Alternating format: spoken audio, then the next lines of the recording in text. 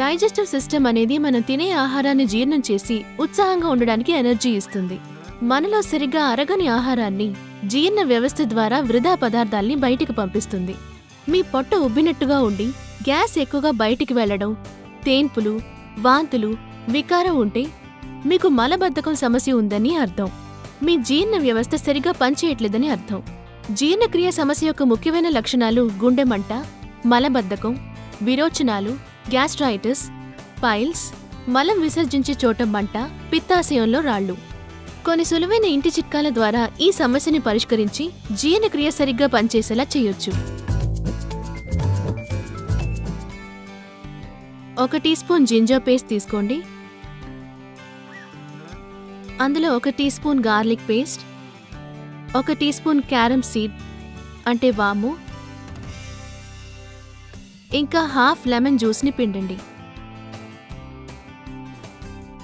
బాగా మిక్స్ చేయండి. దీన్ని రోజుకి 3 సార్లు తీసుకోండి.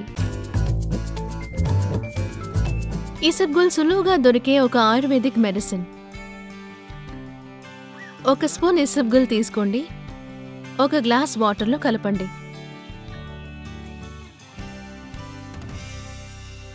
నిద్రపోయే ముందు దీన్ని మీరు తాగండి.